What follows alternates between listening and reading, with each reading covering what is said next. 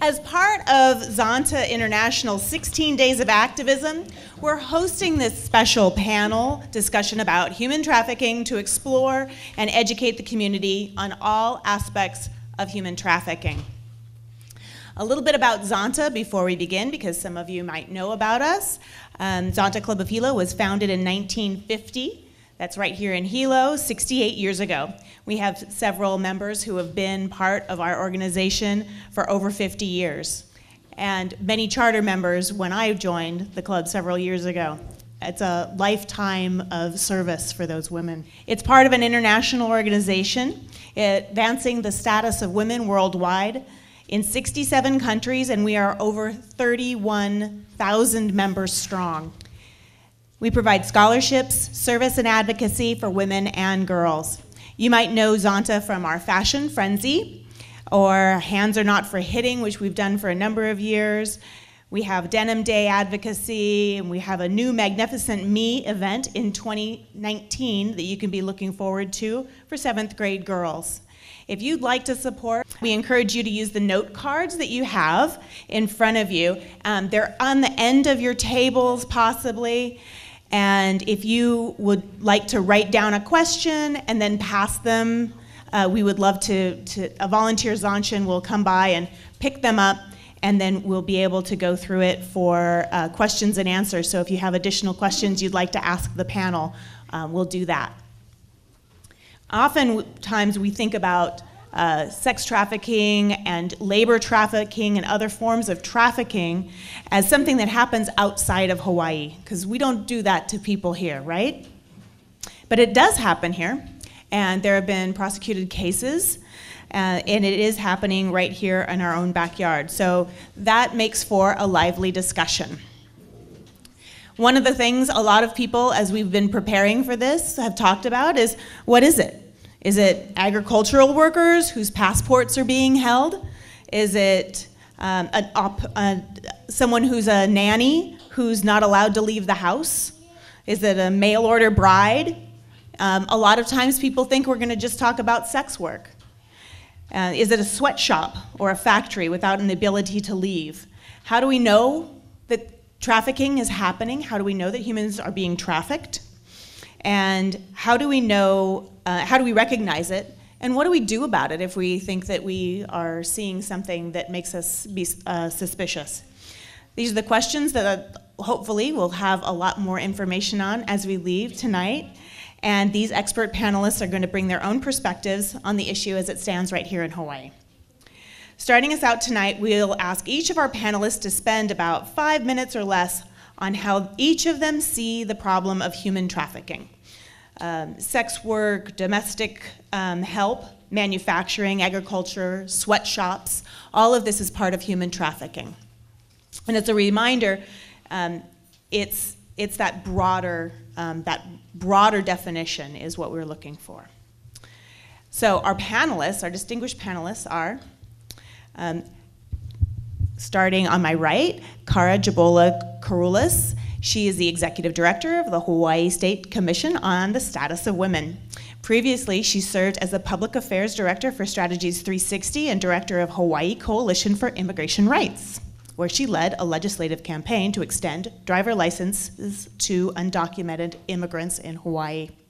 She began her sex trafficking advocacy in the Philippines and South Korea, so has an international view of this very large issue. She earned her bachelor's degree from New York University and Franklin College of Switzerland, and her JD from University of Hawaii, where she specialized in Native Hawaiian law. Susanna Tiapulu is a deputy prosecuting attorney for Hawaii County, formerly with the Office of the Prosecuting Attorney of Honolulu and director of Ho'omaluhia, Hawaii Office and International Division for the Institute on Violence, Abuse, and Trauma. She's also the National District Attorney Association's director for the National Center for the Prosecution of Child Abuse and their human trafficking programs, managing the center and delivering training and technical assistance to over 20,000 nationwide professionals annually. She's researched and published on a range of child maltreatment and human trafficking topics, and she trains internationally. Janae Capella is the founder and executive director of Unite Hawaii and was Miss Hawaii in 2015. Janae launched Unite Hawaii as part of her Miss Hawaii platform, striving to prevent sex trafficking through the power of education. She's experienced in developing prevention training and providing interdisciplinary victim services. She aims to prevent sexual slavery by offering quality education and training to our children and our communities. And representing our Hawaii County Police Department is Officer Stefan. He's a 12-year veteran of the Hawaii County Police Department. Thank you for your service. And Officer Stefan has been with our Hilo Juvenile Aid Section investigating crimes against children for 4 years. He's a canine handler and has been assigned a scent discriminating canine, which is used to find missing children on Hawaii Island. And Zaheva Z. Zaidoff, she goes by Z, which she is a behavioral health specialist, therapist working with addiction, mental health, human trafficking, and trauma for over 10 years. She's a certified substance abuse counselor and a certified prevention specialist. She's worked in inpatient, outpatient, shelters, and hospitals without walls with her focus on creating protective factors. She joins us from West Hawaii, and she's a trainer on a variety of mental health, addiction, human trafficking, protective factors, and communication skills. As you can see from our panelists, we've tried to get a wide variety of viewpoints, and that we hope will foster more discussion. And I'm looking forward to hearing what each of our panelists have to say. So to begin, I would like to ask all the panelists, and I'll take this mic over as well, how you see the problem of human trafficking and what, just an opening 5 minutes each. And I'm gonna hand this mic, and there's one in the middle as well. All right, aloha and good evening, everyone. My name is Kara Habola Karolis. Thank you for the lovely introduction. As mentioned, my genesis on this issue started when I was a researcher on behalf of New York University in the Philippines, actually studying pornography production and consumption in the Philippines. But my foray into this issue, particularly sex trafficking, is fairly recent relative to some of the veterans on this panel, so I'm honored to be here. In terms of an opening on this issue more broadly, human trafficking is the foundation of the Hawaii as we know it. Hawaii was built, modern Hawaii was built on human trafficking, both labor and sex trafficking. And so it's really baked into our economy. And I think that the narrative of choice has often obscured the fact that a lot of the migration and a lot of the work that's being done was done under less than free choice. For example, I'm Filipina, and for the first 12 years of Filipino migration to Hawaii was what would be legally considered sex, or not sex, but labor trafficking under today's federal and state definitions. So it's something that's been so normalized and is so painful to discuss, and I think that many of us have a direct connection in terms of either our families right now or our heritage to this issue. I know that many women who I've organized or who work with the commission have shared stories of their grandmothers being mail order brides or picture brides during the plantation days, and there were brothels on the plantations up until the 1980s. So we know that these histories are with us, and that they're not just part of the past, but part of our contemporary experiences. But I do want to say something that is more hopeful. I think that human trafficking, I know from historical research and from the many conversations that we've had with Native Hawaiian historians in our work, is a relatively new phenomenon in Hawaii. So the concept of people being bought and sold for whatever reason is a concept that was foreign here not too long ago. So it's really encouraging for us who do this work, I think, to find inspiration in the fact that just a couple generations ago, women were free here. And the reason that the commission has decided to work on this issue in a more proactive way is because it's such an enduringly gendered institution. I'm talking about the sex trade. And we know that the majority of women victimized or people victimized are women or women-identified people. That's not to say it doesn't happen to men, but it's often women and those who are deemed devoid of power, poor, and the powerless. And so I think it's really encouraging that we're having an open conversation. I don't want to go too heavy on sex trafficking, but that's going to be my lens as we move forward in the conversation. So thanks again. Aloha. Talofa lava. I'm Samoan, born and raised on Tutuila, and I like to think about my genesis in the field, and sort of interesting. When I think about it, it probably was when I worked for a law firm in Thailand, and I was assigned projects that involved outreach to indigenous tribes, to children who were on construction sites. But in my late 20s, early 30s, I thought back to my childhood and I realized my father was a fisherman, and I was probably about 8 or 9, and he came home one day with a man, a Korean man, a fisherman, who had jumped overboard in the middle of the night in the dark because someone else had been killed on the boat and he thought he was next. He spoke no Samoan. My father spoke no Korean.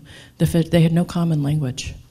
And my father, hid him up in a plantation house. He and my mother talked about it.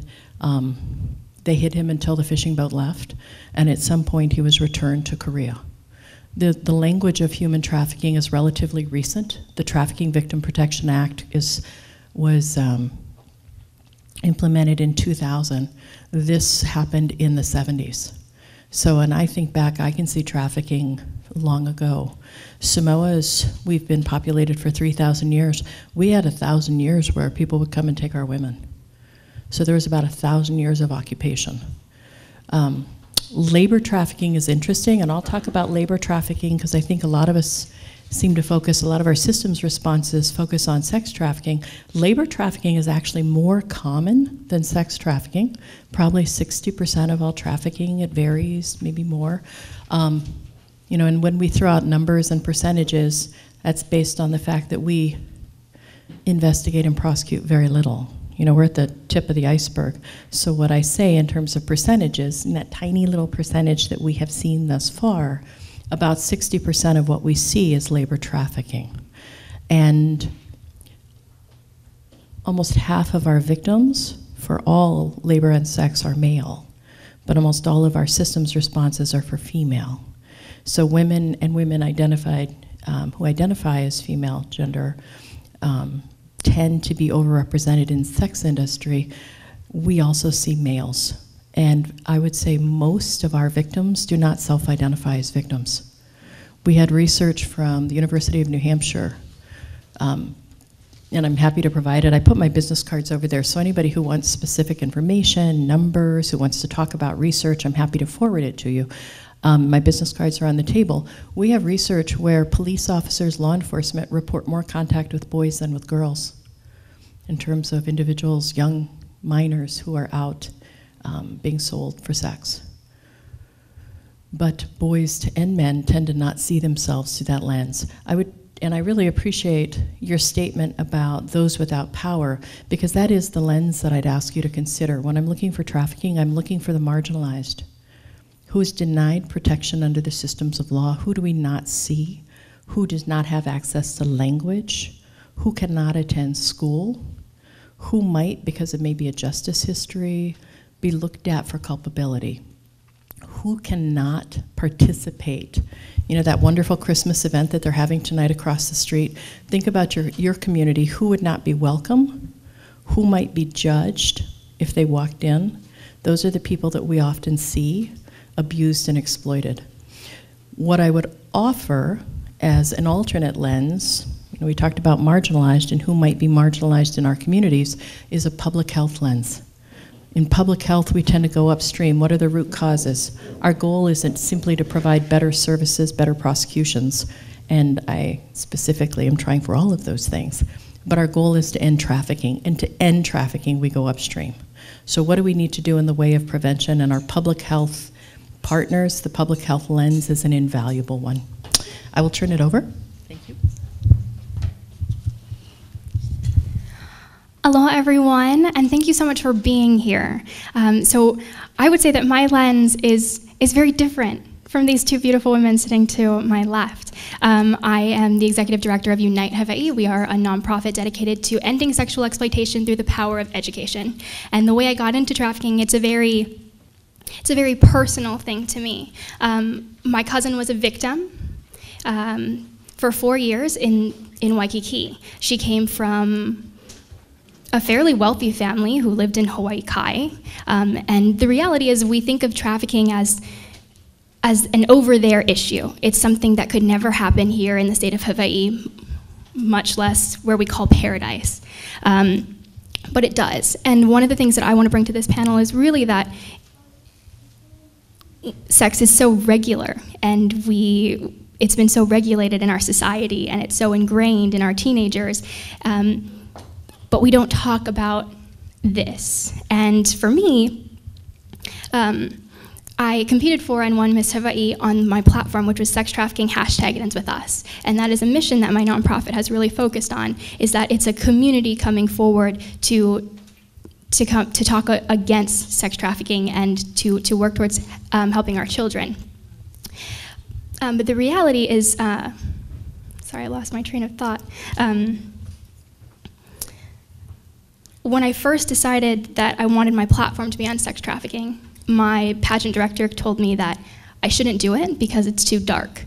And that's how most people think of the issue. It's a dark issue, you shouldn't talk about it. And that's really why it exists.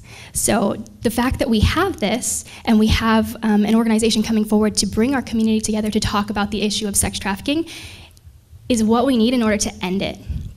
We need people who are willing to talk about sex trafficking. We need people, and that's really why I started my nonprofit, was because at the time, 4 years ago, we had no organization that was solely devoted to ending sexual exploitation through education.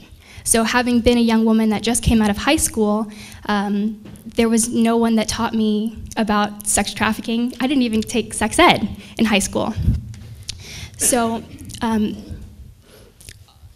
when my cousin told me her story, and she wears her marks and her trafficking and her abuse very visibly to this day, 18 years after the fact of her being trafficked. And that's how trafficking victims are. And they don't talk about it because there's so much shame, and that shame comes from our communities oftentimes. And when a victim or a young woman or a victim of abuse comes forward, the biggest issue for them is that they don't feel comfortable. Not even within their own family circle. So that's really what I want to talk about today, and that's really why I started my nonprofit, was because we needed to educate not just our students on how to protect themselves, how to create healthy relationships, how to recognize healthy relationships, how to build systems of care within their own friendships and within their own friend zones, but also how to teach their parents, how to teach educators how to recognize those signs as well, because that's really how we're going to end trafficking, is by all coming together. Trafficking begins with our children, but it ends with us. So thank you. Hello. Okay, I'm not a good public speaker like these three are here, so bear with me. About 4 years ago, I took a promotion into the juvenile aid section, and we deal with domestic violence, crimes with children, sex assaults against children. We work a lot with the Children's Justice Center and interviewing these children of sex assault. And one of the biggest difficulties we have is, how do you get a 17-year-old or a 16-year-old girl to open up and talk about these dark things that happen to them? And it's very difficult to try to get them comfortable enough. When we have great people, we have great therapists, and we have the CJC is awesome, Children's Justice Center, but it's hard. It's hard for them to come out, and until we get statements and we can get what's going on, it's hard to investigate. So one of the things I do is we put a lot more emphasis on truancy and runaway, and those are just status offenses. It's people laugh at them. Who gets arrested for truancy, right? But it's a big deal. If a 13-year-old, 14-year-old girl isn't at school, or boy, we're out there looking. We're picking kids up at Coconut Island, and we're trying to find out. We go to the schools. We're trying to figure out what kid's not there for 20 plus days a year. And we're trying to see what their story is. Why aren't they coming to school? Runaways. I see it all the time on Big Island Thieves. We get the information out there. I work with the Missing Children Center. We get these posters, we get these pictures. And what happens, we get their picture up on Big Island Thieves, and somebody says, hey, why are you guys messing? You know, why are you messing with these kids? 17 years old, they should be old enough. You don't know their story or this and that. And people don't, we don't see a lot of, don't see a lot of positive help on that. I see a lot of negatives when people post runaways, and I see some of you shaking your heads, and I think you guys probably feel the same. And while we're on that subject, Big Island Thieves is tough for us because we see so much information out there, but that's not coming to the police department. It's great, social media, the way we can put information out there, but if we're not getting those reports to the right people, to the police department, there's nothing we can move on. So I think that's about it. Thank you very much for having me. Hello, everybody. I'm Z. Everyone just calls me Z. Feel free to go with that. I want to thank Zanta for having me back. I've been here several times. The question that you asked was, how do you see the problem of human trafficking? And as I was listening to all of my fellow panelists, I was really thinking about that. And I guess how I see the problem of human trafficking is a lack of respect for human beings. I would never treat a human being that I respected as a person like a commodity, right? So that's what it is. If we want to start with awareness and education at some level, we need to really be clear on the fact that every human being, no matter what age, no matter what political affiliation, right? Because that's a big thing in today's time, right? Depending on who you support for president. I love you or I hate you. You're not a person. I can say whatever it is that I want because you don't deserve. We're all deserving of basic human dignity. And the second that we decide that any human, because they're from a different place, they speak a different language, they're a different color, they look different, isn't deserving of basic human dignity, human trafficking exists.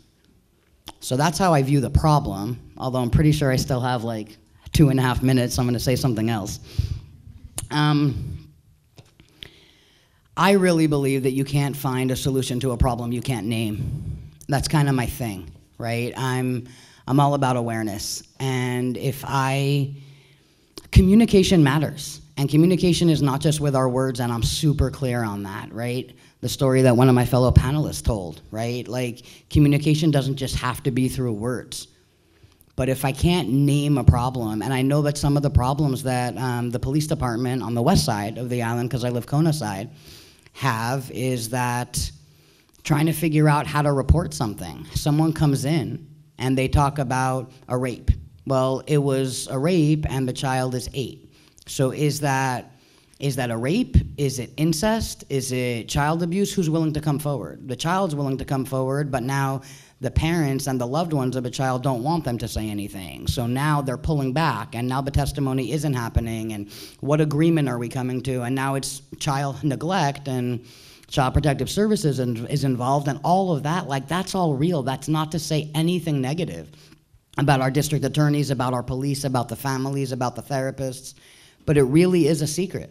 Like, that's how this operates. If I can't name the issue that we're trying to push forward and that we're trying to change, then we have a problem, right? Because I can't find a solution to a problem I can't name.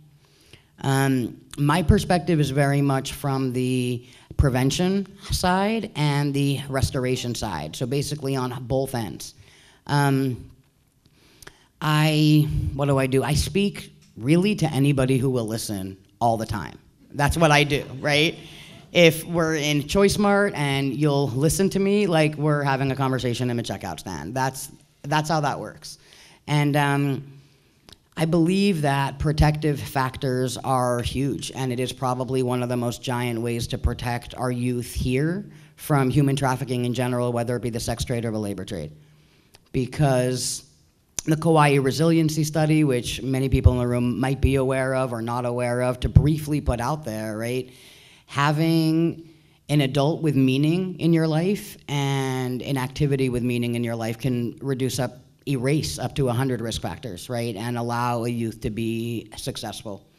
And so I look at it from the perspective of whether you know anybody who's been trafficked or not, you probably know a youth who lives on your block who's dying to go to hula and doesn't have a way to get there, and doesn't have maybe the money it takes to be able to do martial arts or take ukulele lessons or any of that kind of thing. And so what it comes down to when people ask, how can I help? Yeah, there's the front lines. I mean, I'm sitting here on the panel with like everyone sitting right here is on the front lines. Anybody who wants to help anyone, there's a way to do it. From the prevention perspective, from the restorative perspective for victims of anything. If people want to help, there's a way to do it. But here's the thing. I'm a therapist, and I get to pretend to be the expert on all sorts of things, right? People come to me for DBT, dialectical behavior therapy, right? For REBT, rational emotive behavior therapy, mindfulness, narrative therapy, whatever it is that people need help, I get to walk around like I'm the expert. But here's the thing. I may be the expert in the moment on the particular issue, but I'm not the expert on you and your life. And the second any of us make a determination that we know what's best for anyone, we're literally perpetuating human trafficking in all of its forms. Because when we come back to how I started, again, my opinion alone, I speak for myself, but the only way trafficking is allowed to exist is when we don't have respect for another human being. And the second I make a determination about what's best for you, what you need help with. You need therapy now. You need to not leave the house for 5 days, right? Because that's a dangerous thing, and we don't want you getting out there and drugs and alcohol, and you need this type of academics, and you need this, and you need this.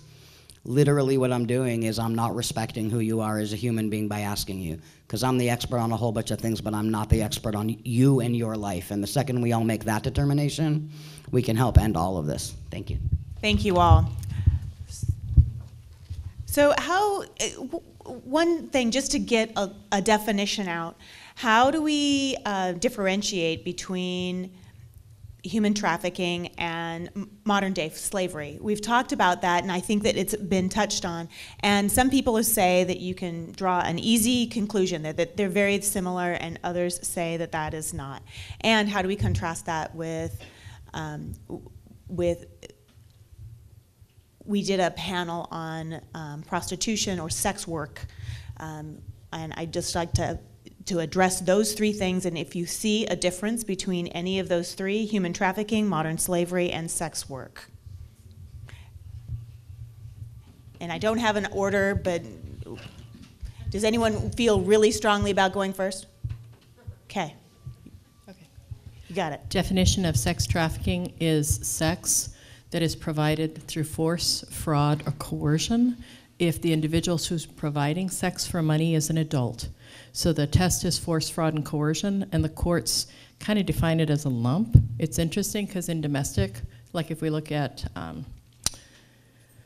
a woman who was providing childcare for her trafficker, so she cared for the 3 children, and the force, fraud, and coercion in that family was that the trafficker said, I don't care about those kids.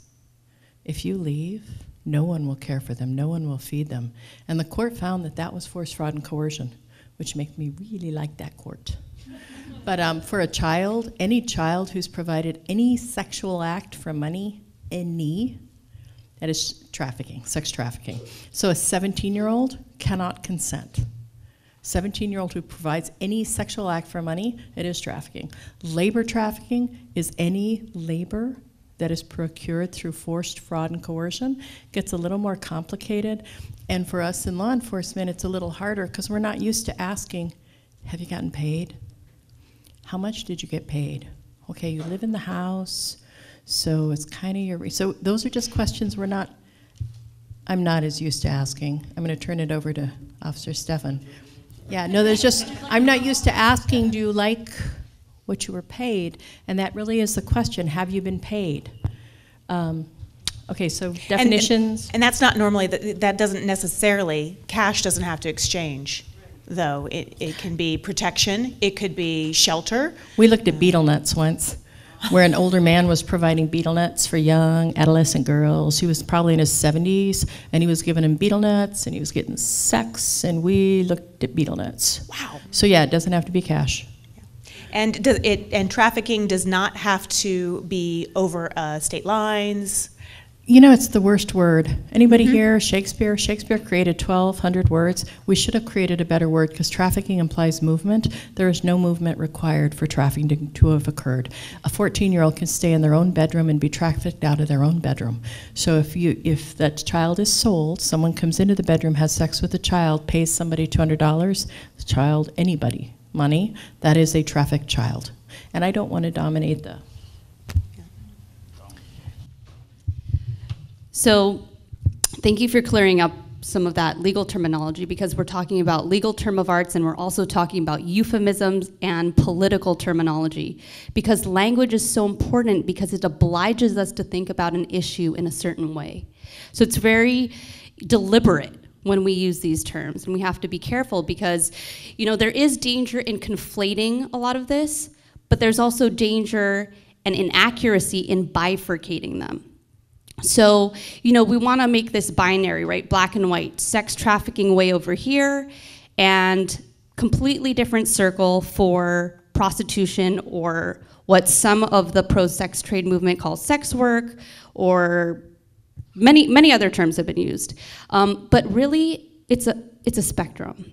So, you know, on one end, you have like the Liam Neeson Taken. Like, those situations are real, but it's estimated to be only about 4%. Like raw kidnapping from national data. And then on the other dominant pole that we're told is dominant, you have something akin to free choice. I mean, we have to recognize and value voices that those experiences are real. They are real. But everything in between those two poles is more complicated. And that's when we get into something less than free choice, and we're talking about coercion, and we're talking about, you know, what each panelist has mentioned. We're talking about people who are heroically struggling against some of the most intense marginalization and systems of oppression in Hawaii and globally.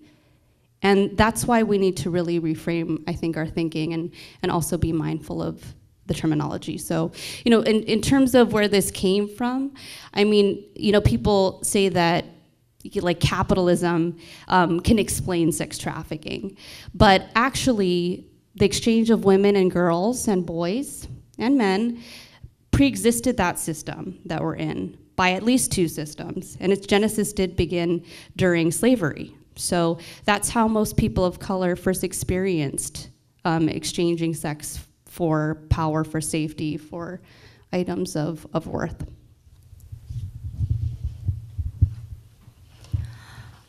So by definition, we have covered what sex trafficking is and the language of it. But what I wanted to add is that the way I look at sex trafficking and the way I explain it to students is that it's really the exploitation of vulnerability. A pimp or a trafficker, I'm talking in terms of sex work and sometimes even labor trafficking. A pimp or a trafficker is going to find anything that makes someone tick, whether it's you came from a broken home or you're being pushed too hard in school by your parents. They will find whatever it is and they will break it down until you're nothing, until you're just putty in their hands, and that's how they use and manipulate these young women. So really that's what I wanted to add.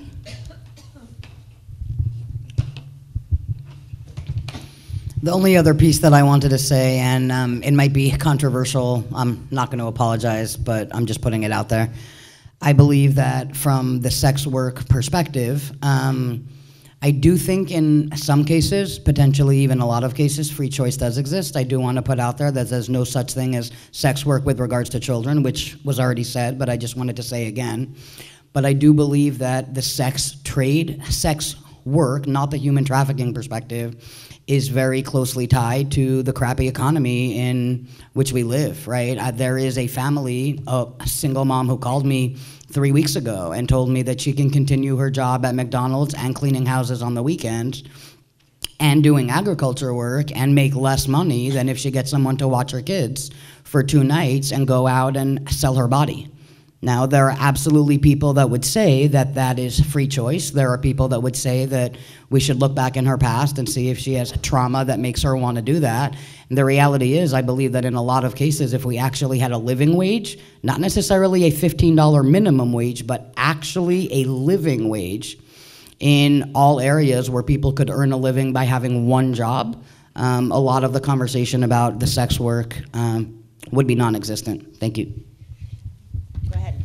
I really liked what she said. I thought she was going somewhere else when she started with sex work. So I just want to say I really like that. I handle a really big domestic violence caseload. I probably have 50 domestic violence felonies. A big majority of those cases start with a demand for money.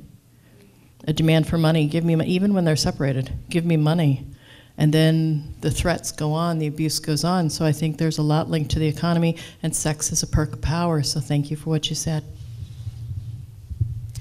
So for human trafficking to exist, exploitation has to be a part of it. And that's what we're really talking about here, is someone exploiting and power and control, once again, which is part of domestic violence and all sorts of other forms of abuse. What do you think really drives the industry of trafficking, any kind of trafficking, human trafficking, not just, and I'm going to keep saying this, and I say it each time because it's really easy for us to get back to sex. I don't know what it is about this, but we're always getting back to sex trafficking. But there is a lot of human trafficking in agricultural work and other things. So what drives the industry of trafficking?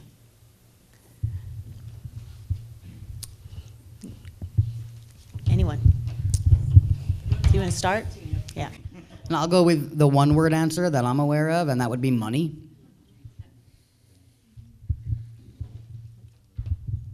I would say it's power. And those power structures, I think in our lives and in our society, we are driven by these power structures. And what we need to be thinking about is really systems of care and how we can coordinate them for victims as well as within our own lives. But what's driving sex trafficking and what's driving human trafficking is power. I like both of those answers. It's money and power. So I've seen in almost every trafficking network I've ever been involved in taking down, I see government officials complicit. I see business leaders, often elected business leaders who are represented. Someone has to sign, someone has to approve civil code enforcement for the business to operate.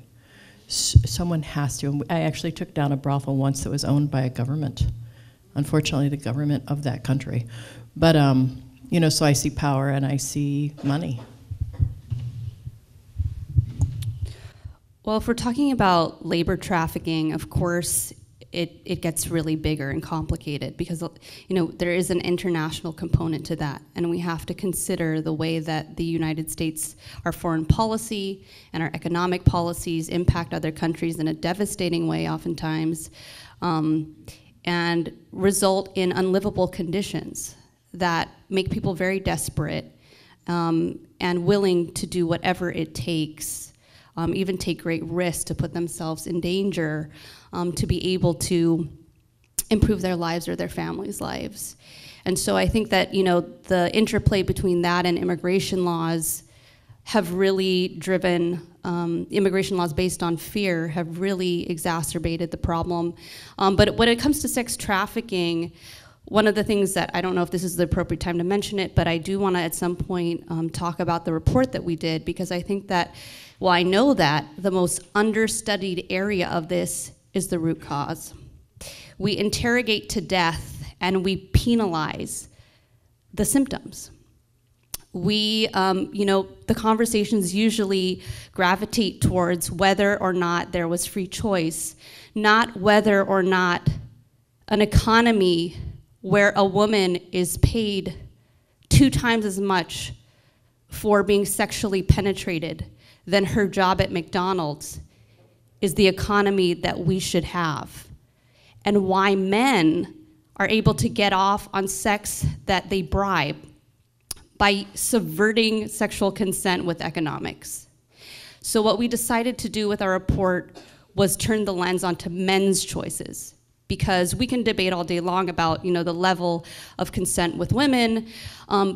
or minors or what have you, but really the people who actually do have a choice meaningfully are the men buying women.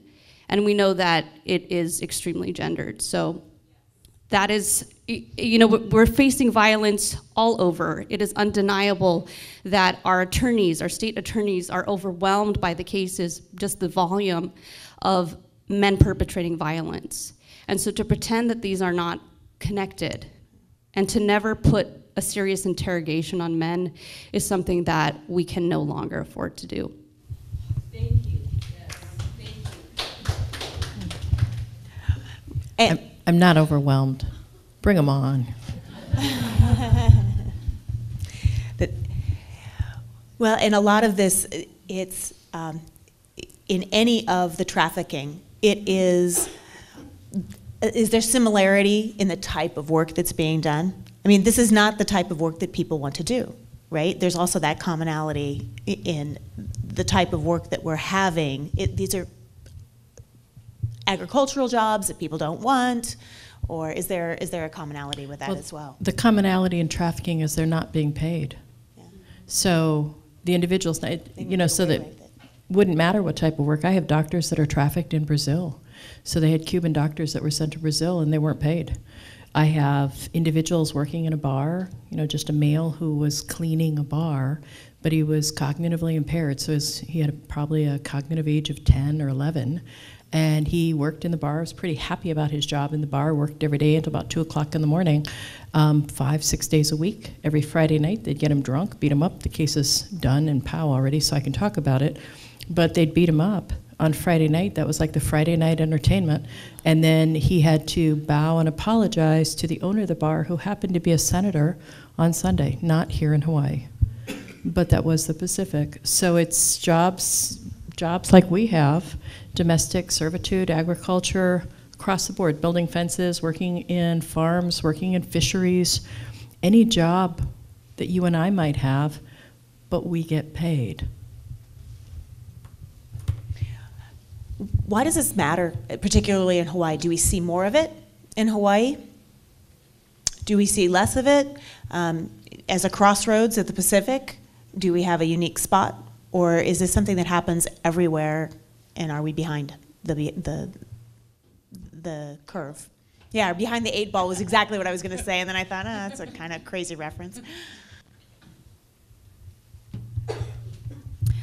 I would absolutely say it matters in Hawaii. It matters no matter where we are on the planet. Trafficking another human being, whether it's sexual, whether it's labor, is unacceptable. And it goes back to what Z said earlier about having dignity for humans and humanity. Here in the state of Hawaii, I work in sex trafficking, so my scope is gonna go back to that. But it matters because every single month we see 200 to 300 child runaways. It's estimated that 80% of that number will be approached by a trafficker within the first 48 hours. That's the first 2 days. These are our children. I don't have children yet, but these are your children. These are my friends. These are my sisters. And if we care about human life, if we care about where we're going to be in 10 years, where we're going to be in 5 years, where we're going to be tomorrow, then we have to protect those children, because the people that are affected most by sex trafficking are children. And that is our future. So yes, it absolutely matters.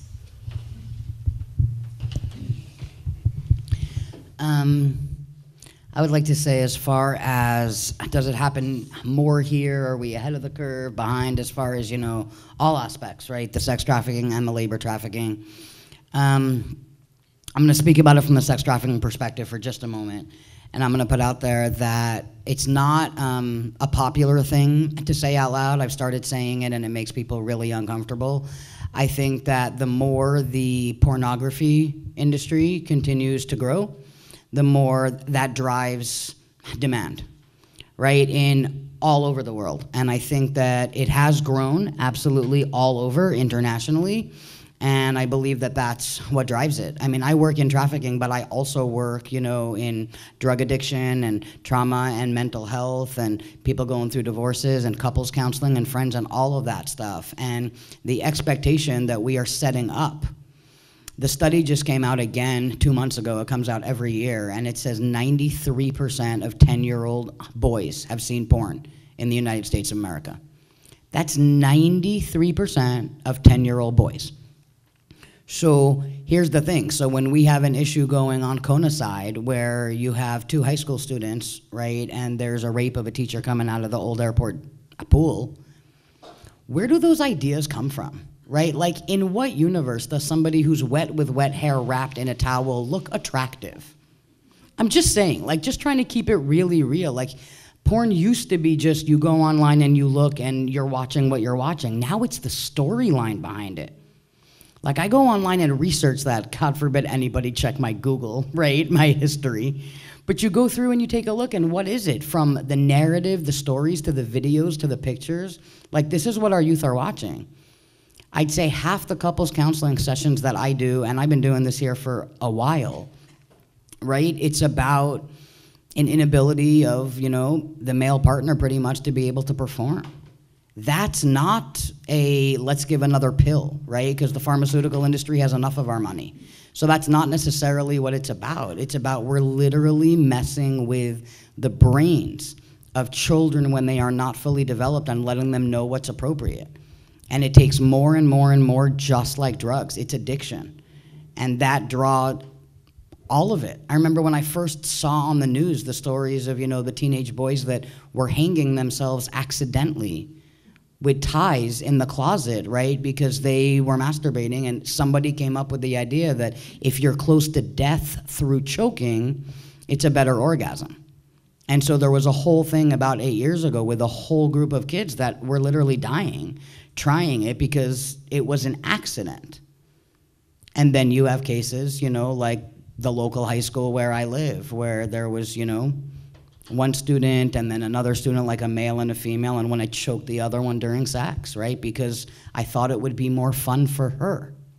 Where do these ideas all come from? We now have the data to say, yes, Hawaii has a more significant problem when it comes to demand for prostitution, however someone enters the trade. So in July, how many of you read our report on online sex buying? Yeah, so we worked with Arizona State University, which is the nation's one of the leading social work schools and think tanks on sex trafficking research. And they've done research on the prevalence of online sex buying in Chicago, Boston, Phoenix, a number of other major United States cities. And they basically replicated that here. And what we did is we posted fake sex ads on Backpage before it was shut down by the FBI. And we measured the response. And we did Oahu and we did your island. And what we found was an astronomical response rate. So the highest demand that had ever been studied by Arizona State University. So the worst demand problem that they've witnessed in the United States. In just 24 hours, one ad got over 407 unique phone numbers contacting. So of course, when people called or texted twice, we did not count that twice. Those are just 407 different men. And many of them identified themselves. Many of them sent their locations, bragged about their work, gave their names.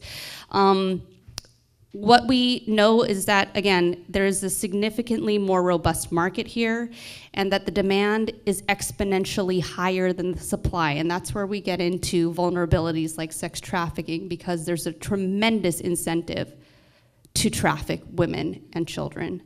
Imagine if I put like a pair of, like, I don't know, Nikes or a bike on Craigslist, and my phone blew up. I got almost 800 texts and calls from 400 numbers. I'd immediately go look and find another bike like that and put it on, especially because you know, the risk is low and the reward is so high.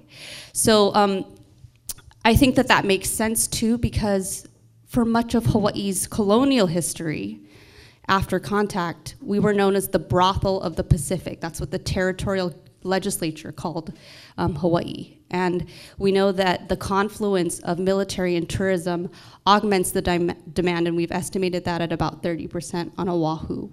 So this is a serious issue here, and that's not to say it doesn't happen in other places in a very serious way too, but I think yeah, we've got something happening here. I think one of the other issues, I see human trafficking and forms of violence in communities everywhere in the world, but I think one of our issues here is that our system's response has not been adequate, and we still too often penalize the victim. I still see prosecution of women, and I'm shocked, so I hope all of you are advocating that that needs to end, like yesterday. And if you were all writing letters to the editor, it would have ended yesterday. Zontas is incredibly powerful, so I welcome you to engage. Cara was talking about the report, and if you would like to look for it, you can find it on the humanservices.hawaii.gov, and it's entitled Sex Trafficking in Hawaii, Part 1, Exploring Online Sex Buyers. So it is focused on the purchasing and the purchasers of sex. So it is a very compelling read, and it talks about quite a few factors that she's touched on tonight. I was just going to ask her, is there anything on there that surprised you in the results of that study? I mean, I wasn't picking myself off the floor in shock. Not, I hate to say it, not really. The national data that we had going into this was that 14 to 18% of men, again, this is in its infancy, studying, the male demand, but 14 to 18% of American men report that they've, purchased sex in their life. That is often, even by pro-sex trade folks, considered an underestimate because of certain stigmas or embarrassment. So this basically substantiated that, because what we've estimated out of this is 1 in 7 men physically present on Oahu are searching online for sex. So it's something that we all don't want to think about and don't want to reflect on in our personal lives, but even me, it's a very personal issue. I've had sex buyers, I've had men who I've loved in my family who we, later learned were buying sex, and it caused a lot of disruption, and I've had friends and family who've, had to make really tough decisions because of a lack of choices. And so, unfortunately, I wasn't too surprised. Saddened, but not surprised. It's part 1 of the study. What's to come on that? And I would welcome anyone's comments on that, but I was wondering, it's part 1. So. Yeah, it's part 1. So, voices from within the sex trade are essential, and oftentimes the dominant discourse is shaped by the folks with the most privilege. We know that, a lot of the folks here who work with people in the sex trade know that most people don't have the privilege of publicly outing themselves, or aren't in a place of safety or security where they can do that. So the voices that we're exposed to are often the most privileged. And so what we did is we wanted to make sure that, because we know good policy, good research, good organizing centers the most marginalized. And so the second portion is called a survivor study. And it's about, it's more qualitative, rich stories of families and victimized people who, have had to navigate the system or deal with this issue. So that's gonna be published sometime in January, and then the 2 last portions will be a needs assessment and recommendation, and we'll actually be coming back here to visit you and interviewing you, many of you, hopefully, if you're willing to participate about that. I read the study and I thought that it was brilliant and it was really easy to read, right? I recommend that everybody read it if you haven't checked it out. I also just, again, wanted to make the distinction, right? I feel like it's such a weird thing to say out loud, right? But I feel like not everybody who is going online, all the men that we're talking about right now that are going online looking to buy sex, are people who would also want to buy that same person if they knew they were trafficked. Like, I just want to put out there that I do think at some level there is a distinction, and I don't want to lump everyone in the same category. That doesn't make it okay. Like, I'm not sitting up here and saying that it's okay, either piece of it at any level. But from the trafficking perspective as well, I think of the trafficking and the youth, depending on what we're talking about, not everyone that's going out saying, here's $100 or on Craigslist 100 roses, right, that I'll bring you, whatever the verbiage is and how that looks like, also wants to sleep with a 7-year-old girl or boy, right? So just, there's, exactly like Cara had pointed out from the beginning, it's a spectrum. There's absolutely the kidnapping she was talking about, like in the movies. And then there's the other perspective of the free choice 100%. Everything else is a spectrum. So I just wanted to out loud that. Well, and it's interesting too, because I normally feel like you and I are twins. Everything you say, I nod my head. They're not sleeping with a 7-year-old. They're so. The other thing with respect to their choices, I think we have a tendency to romanticize, probably because the narratives we see online, and my view is probably much darker than yours, but I know there are, and I have spent time reviewing blogs from men who purchase sex in Honolulu, and in the blogs they talk about how you can go to homeless areas, go into the tent, and they describe it in really visceral ways, how it is to go into the tent and how dirty and filthy and everyone's there, and it's just an added benefit. So I tend to see the more disgusting side of it, and I don't tend to see possibly that whole, the other side of the spectrum where it's less violent, less intrusive, less an incredible violation of the human spirit. I don't tend to see that. You know, like I said, I'm very aware, I know the legal terms and definitions, but we didn't bifurcate the demand for sex trafficking and the demand for whatever you want to call it, prostitution, voluntary, what have you, because from the interviews, from the review boards, and from the buyer research that's come out nationally, again, including those that are very pro-sex trade, the men don't want to know how the sausage is made. You know, in that moment, like if we were to break it down and they weren't in that moment, again, men who buy sex are not monsters. They're the men in our lives. They're our family members. Sometimes they're men who we love and who care about us, but they're able to, with some women, treat them with respect, and with other women, objectify them to the point of being able to have sex. Wanting sex on demand trumps what that person is going through. You can't see the person for the body. So I do think that as much as, and I believe in men's humanity against all odds, as some feminists have said. I really do, and that's why I do the work that I do. But when we talk about demand, it's harder to bifurcate, I think, for sure. It's really easy for us to get back into sex trafficking, and actually our panel has a lot to share about that. I did want to talk a little bit about labor trafficking, and I think that you had said, Susanna, in the very beginning, that it's happening far more often. Can you talk a little bit about that issue, and maybe Officer Stefan can talk to that? Yeah, well, as far as labor trafficking goes, the reports don't come in when how do I want to say this? If somebody's being labor trafficked, especially if they're here illegally, they're not going to come to the police department. They're not going to say, hey, I broke these laws to come here, and they're just dealing with it. So how do you get in there? How do you start a case or an investigation when we have these people that aren't going to caught to us? So if you get I think that's our biggest problem with labor trafficking. We're not getting those reports. We're not seeing it. We're not getting the calls. You know, a lot of times with like sex trafficking, the signs are out there more. You know, it's hotels. You see an older man with a young girl going into a hotel room. People will call, you know, anonymously. You can call 911, or you can call and not give a name and not be involved and just have the police go, and we can sort of look around and see what's going on. But if you're talking about a farm, and especially more in the Pahoa area, there's places that sort of, people are coming here for that. Not necessarily labor trafficking, but they're thinking, hey, this is great. I can work on a farm and I can live for free, and it's, you know, that's not labor trafficking, don't get me wrong, but it's, you know, there's stuff going on in Pahoa which sort of borders that. I mean, the people, you know, you stay for free, but you're not getting paid. But I just don't think for us, we're not getting calls to these places. We're not getting reports. People aren't making complaints. People aren't.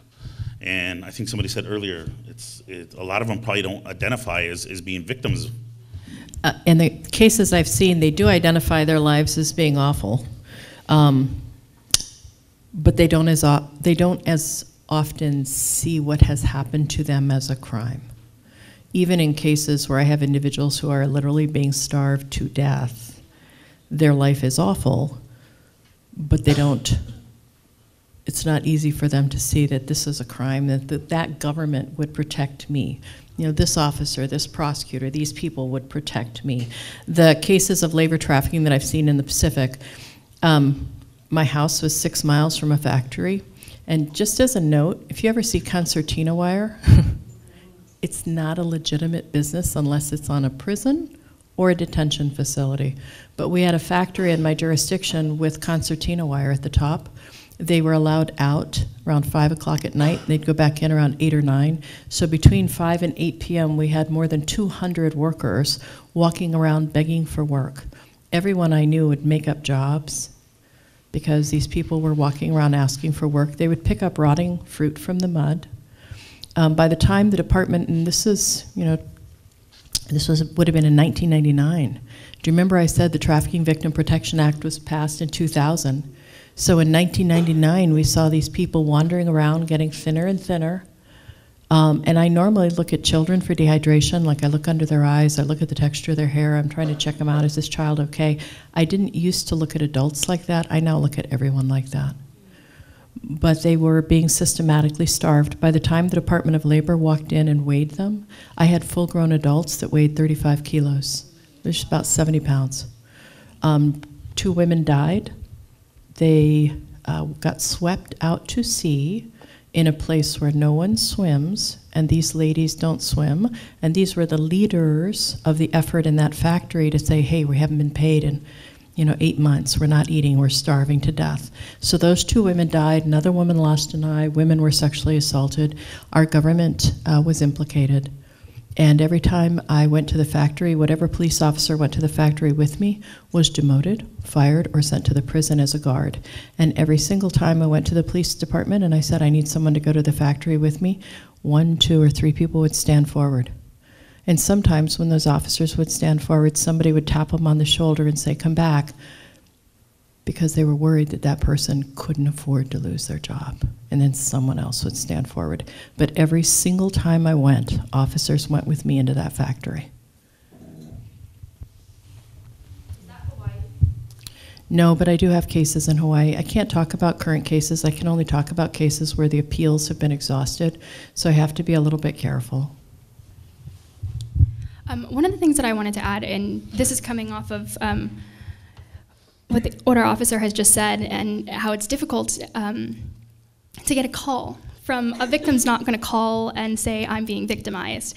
And I think one of the things that we need to do, and one of the things that our laws can actually do, is make that bridge for our officers. And one of the things that we can do, especially on farms with labor trafficking, and one of the things that we've done in the past, is we need to strengthen our restricted use pesticides warning labels. Right now, or using restricted use pesticides. One of the things that a farm that's using restricted use pesticides, if they're using them right now, they just get a warning. But what we can do is we can strengthen that so that they actually get a citation. And that's how we can actually get officers to these properties. And then they can possibly make that assessment on if there is labor trafficking happening there. They can possibly view that.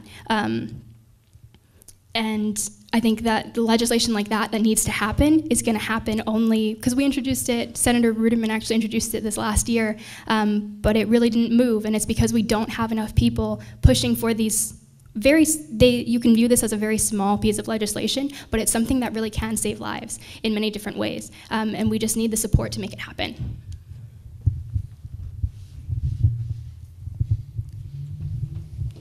I just feel like there's the hopeful perspective, right, that I try to bring occasionally when possible.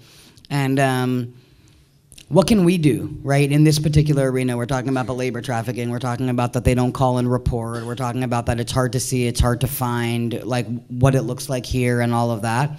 And then there's just the signs of what we can look out for when we're at Sack and Save or KTA, right? And that was one of the big pieces for me, and that for me really is the bridge between the sex trafficking and the labor trafficking. Bringing it all together is human trafficking, right? Like, what are we looking at? There was in my local grocery store, right? I shared this last year, and it's come up a couple more times since, right? the checker at the local grocery store who sees somebody there who's buying something, and there is somebody else that seems to be standing over their shoulder and says like, oh my gosh, are you buying that? That is amazing. You can get it for cheaper at the farmer's market. It's over here. Do you want to come? And you see her constantly turning around to look as if she's looking to someone else who's keeping an eye. That's something I can see when I go shopping to buy food for dinner for my family. If I'm aware of that's what I want to look out for, it's looking out for people who don't seem to be able to have the freedom to make a commitment. Oh my gosh, that's totally awesome. Would you love to come on Sunday? I could totally pick you up. You seem to love the drumming. What does that look like? What's your address? I'll totally come get you. Right? The talk story that we do here while you're standing in line anywhere, and someone, well, I'm not 100%, I don't have my phone number on me. I'm not sure what it is. I look, and this probably sounds ridiculous, I look twice at anybody without a device. Because in the day and age that we live in right now, if I'm standing in line and there's nobody else there I'm talking to, like chances are I'm pulling my phone out of my pocket and I'm looking to see if there's a text I missed or an email or a Facebook, someone standing looking around confused, constantly looking behind to look for somebody else that they need permission from who doesn't have something in their pocket. Yes, can it be an economic thing? 100%. There is nothing I'm aware of. There's law enforcement on the panel, so I'm not going to speak to there isn't. In my experience, in the work that I've been doing, like, yes, absolutely, there's economic issues and all of that, but I don't know that there's a list. If you see ABC, it's 100% DEF, right? Like, that's not how that works in my experience. It's what are we looking out for? I'm looking out for people that don't appear to have the freedom to do what it is that they want to be doing, whether it be with their words, with their actions. That's what I'm looking for, and that I can be trained to pay attention to. The only thing that I would add to that on labor trafficking and human trafficking writ large is that you are the chink of light in this dark issue, because you are the only people who are able to hold us, and particularly policymakers, accountable. When we had the longline fishing industry exposed by the Associated Press with the most damning years-long, actually over a decade-long study, we went up against the longline fishing industry, you know, right there in Honolulu. I can name names, but that was in another life that I had. But what happened is, how do you compete with those lobbyists? How do you compete with that money funding those campaigns if behind you you don't have the public? Because that is the only thing that they're going to be afraid of. And so there are concrete things that you can do, and it's not just sending in testimony, but it's bringing these issues up. I know we just ended the election season, but policies and issues and campaigns are won during campaign season, not during the legislative session necessarily. So just make sure you're really engaged, and when there's an issue that comes up, know that putting pressure, you know, where it counts is extremely effective. From a practical, positive, I like the positive piece, standpoint, Department of Labor is absolutely magnificent. Many things that don't rise to the level of a crime will still generate can still generate an investigation from Department of Labor. And I've had many victims who are frankly quite uninterested in my prosecution, whether it goes forward or not, but are very interested in the fact that they will get reimbursed $120,000 from the business because Department of Labor goes after them and gets that. Business cards are over here. I'm happy to forward that. There are other ways to skin this. I can't say skin the cat. No, but there are other ways to do this. So there are other resources, and there are a lot of them. With respect to how to identify anyone who doesn't have control, they don't have control over their documents, they don't feel they have the right to do things, they don't have control over their schedule. You know, I work all the time, 5 o'clock in the morning until late, or they aren't getting paid. So there's usually some keys. They often might not speak a language that you have access to. So anytime I go into a business and I see a woman standing there who doesn't speak, any of the local languages, who maybe has a child, I always kind of wonder, is she getting paid? Is she getting anything out of this? What is she's living in the space? How many hours does she work? Is she being compensated? I just look at their vulnerabilities. Anything to add to that? Concertina wire was a good thing with businesses, no freedom. Your neighbors and your neighbors and people in your neighborhood, who are the people that you're not reaching out to, and can you reach out to? I think it's actually what you said just a few minutes ago, which is anyone and you said it more than once, I think you also might have mentioned it, anyone who is the other, who's marginalized. Remember I talked about those factory workers that were picking the fruit up from the mud? We had a legislator in that jurisdiction who proposed a law that would have made it a crime to pick up fruit rotting in the mud. Thank God it didn't pass, but it was because they saw the individuals in the factory as someone who's not us. You know, they speak a different language, they're not from here, they're not us, those are not my children. So it can be not us in a lot of different ways. Maybe they make choices, sexual choices that we as a society judge them for. Maybe they're using drugs. Maybe, there are ways that we say they are not us, not deserving of our protection. So it's who in our community is the other, who have we decided not to protect. And lack of eye contact, shame, they display this because we are already feeling the other, right? There's that distance. What kinds of things can we do to help?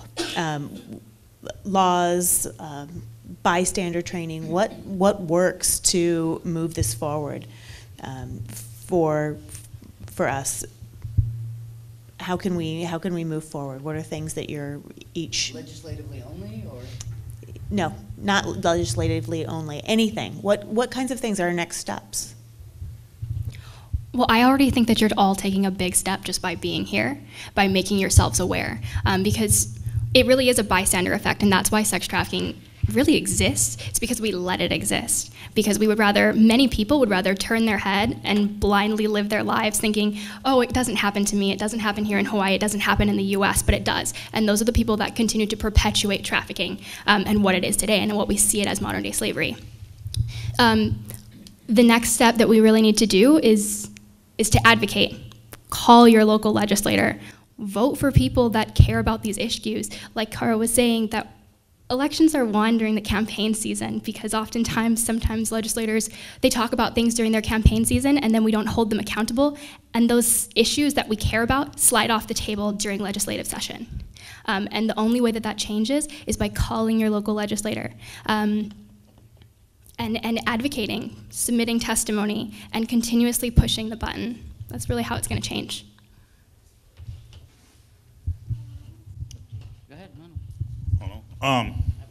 I think education's a big deal. From our standpoint, I would say, if you see kids out there, especially during the school days or even at night late, and it looks suspicious, just call. You guys will never get in trouble for calling up and saying, I think something's wrong over here. At Coconut Island, there's a bunch of kids. I don't know, it looks suspicious. You'll never get in trouble for that. They'll send the police, and if there's nothing, there's nothing. But maybe we identify some people. Maybe we find somebody that's not supposed to be there. And like I said, the runaways too. Take those runaways serious. If you see those posters out there, they need to be found. Why are these kids out there? So that's about all I got. I have a laundry list of things that, we can do from here. I also will leave cards, anyone who wants to contact me. Like I started, right, the protective factors in protecting our youth. I'm speaking now definitely more from the sex trafficking perspective than the labor. I know where I'm an expert and where I'm not, so I'm going to leave that to others. But walking into the A+ programs, the Kama'aina kids in all the schools, all the aftercare programs, walking in because the studies have shown that the kids who are in aftercare programs, for whatever reasons, right, the parents are working, whatever that looks like, are more susceptible. I have walked into the Kama'aina Kids aftercare program at every school within 20 miles of where I live, walked in and said, I'd like to do a training. Can I do training with the staff here? Can we come in and talk to the kids? What does that look like? Right? The county rec centers, from Yano Hall and Halehalawai on the Kona side to Auntie Sally's and all the places that are out here. Like, I just literally changed my work schedule. I usually work on Tuesdays at one of the local rehabs on the west side. I changed it to Thursdays effective January, literally for one reason, because I want to be able to make it to county council meetings, because I want to be able to look at the county council members and say to them, how much money is it literally going to cost to get a 15-passenger van for every one of the 9, or the 11 or the 15 places that are out here, because a lot of the lack of recreation for our kids who don't then have a safe place to go after school is because they can't get a ride there. And so I changed my work schedule to be able to testify at meetings, right? To be able to do that, because I want to show up and ask somebody that. The Parks and Rec program for the county, there is an amazing Park and Rec program. You go online and try to find it, and when you get to the page, the amount of activities that they have for our youth are fascinating. And you go online, say for example, I know my area, and I type Yano Hall, right? And the first 4 things have nothing to do with what I'm looking at. So I have to read through it and click on the 5th one that says County P&R. So I go to the County Parks and Rec, and it shows up the page. And then I scroll down to the bottom of that page to where I see Yano Hall, but Yano Hall's listed under Kailua Kona when really it's Captain Cook, so it's not quite alphabetical. So then I find it, I read through everything again, and I click on it, and it takes me to a 3rd page with a bunch of folders. And then I'm looking through, and again, Yano Hall is there under Kona, so you find it and I click on it, and then it takes a good 45 seconds for the page to show up. And first it shows up in the corner of the screen, really small, before it gets really big, and then you can't quite hit the 2 button to get to the 2nd page to see what's up, and there's no transportation. So we pay these amazing people to do all these great county things to help our kids to be present for them, and people have no idea what's up.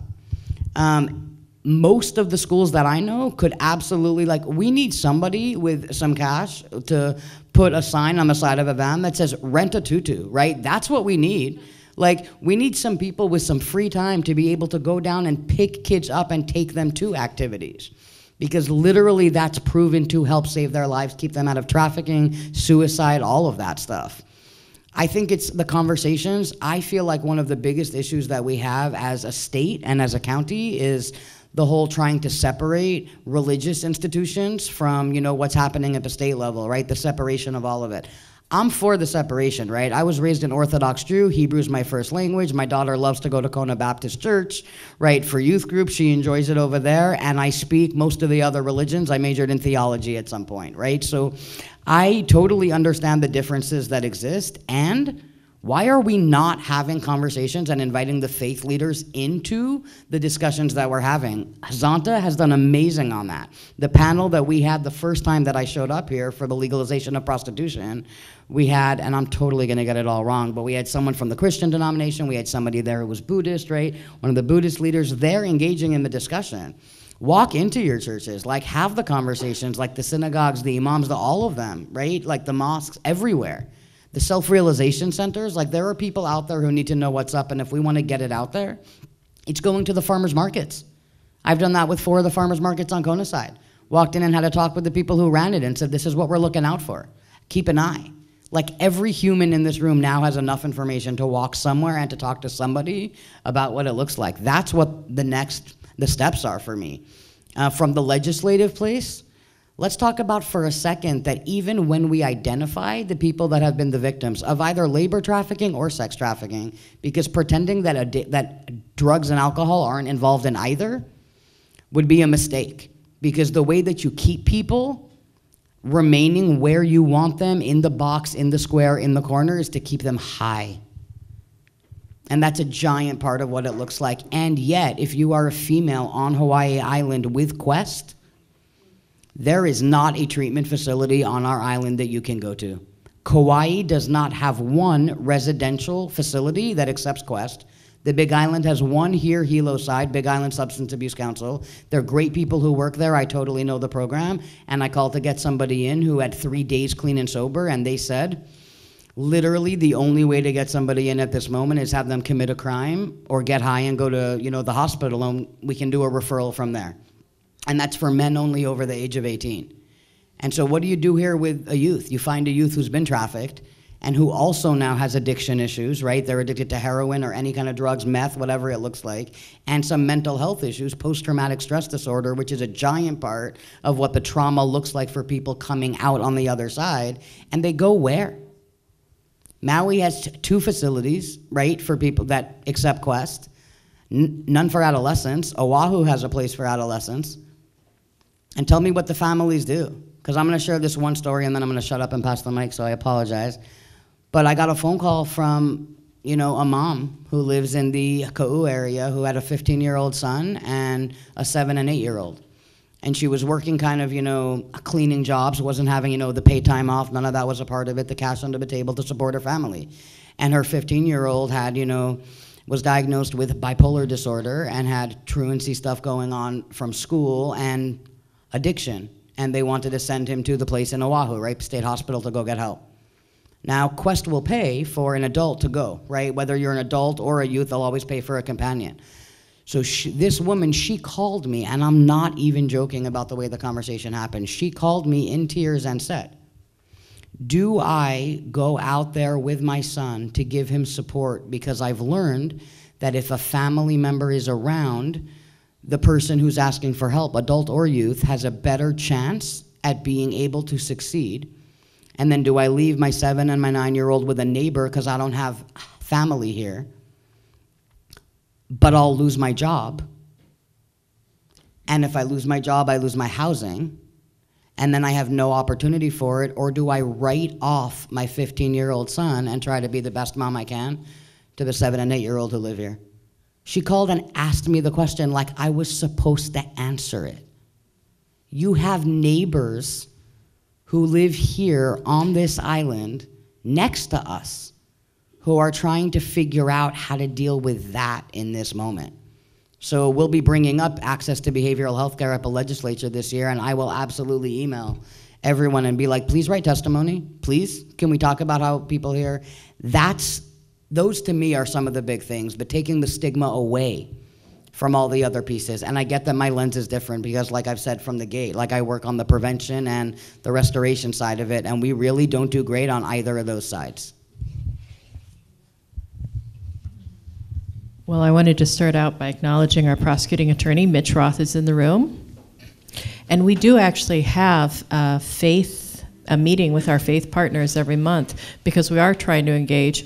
For labor trafficking, when you think about folks who have no access, they are possibly engaged in their faith. If you have an insular community that's not really participating in the larger group, I'm thinking of maybe our Micronesian, Polynesian communities, Southeast Asian communities, communities from somewhere else who may be working as a unit, but possibly aren't accessing the larger community. So they may have their own faith community.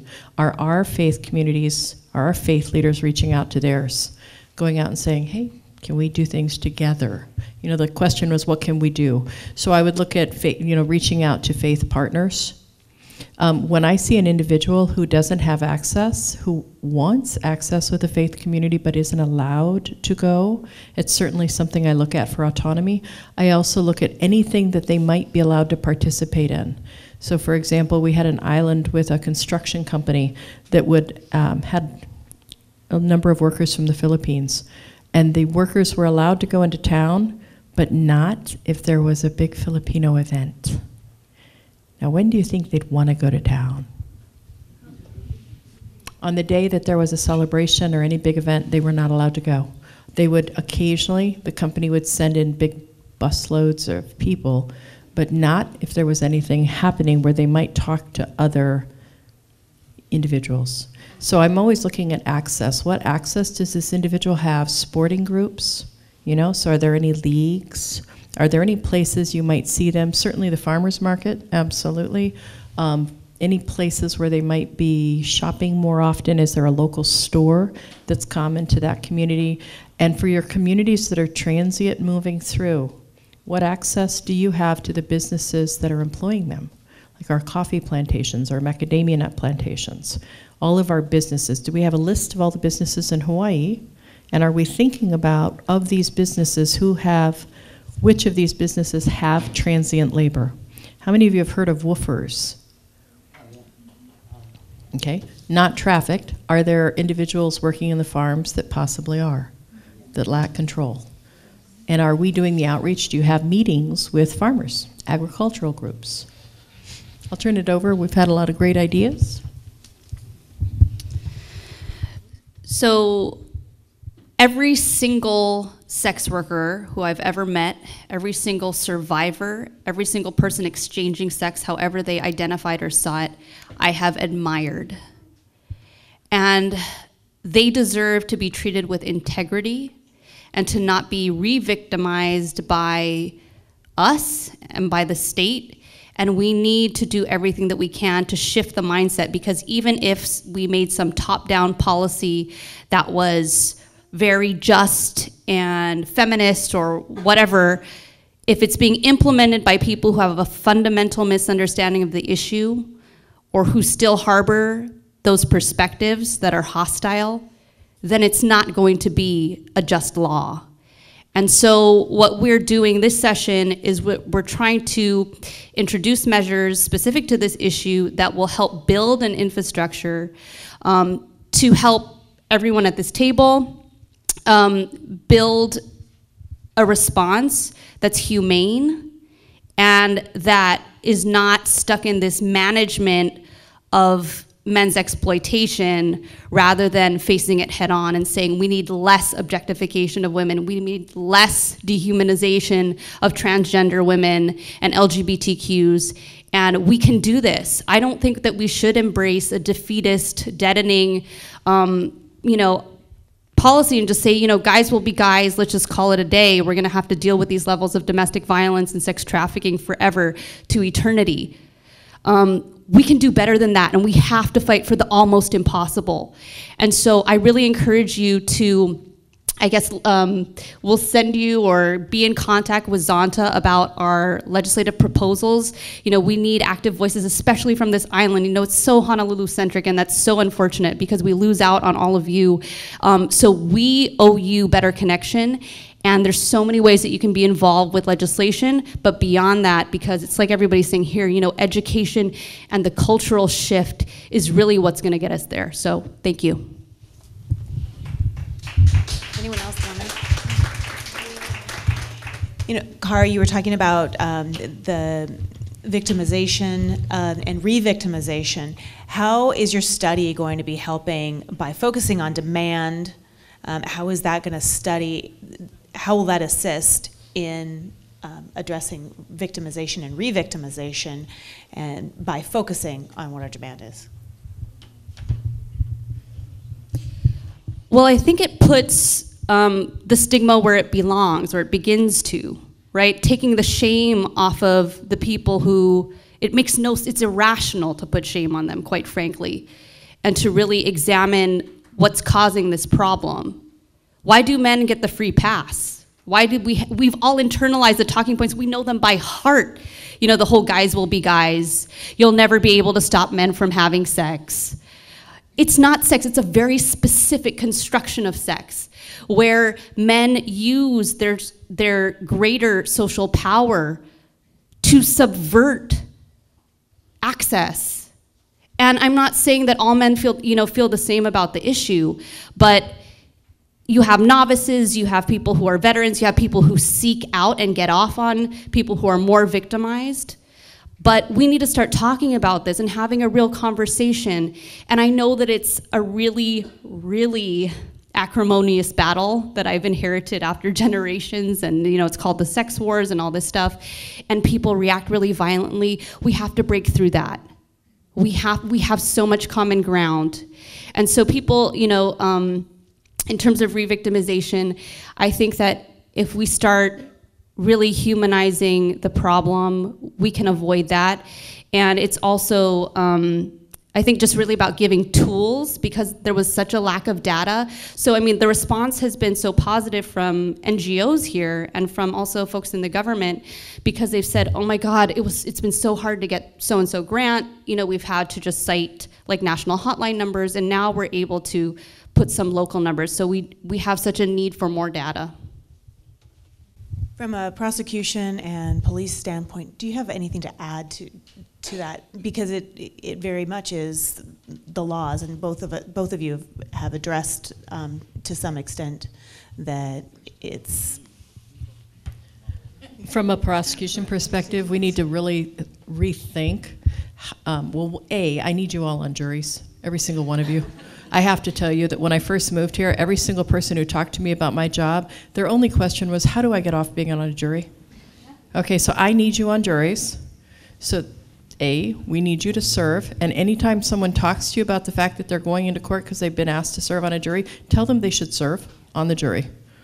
Because if all of the responsible people in our community get off of their jury service, guess who's left? Okay?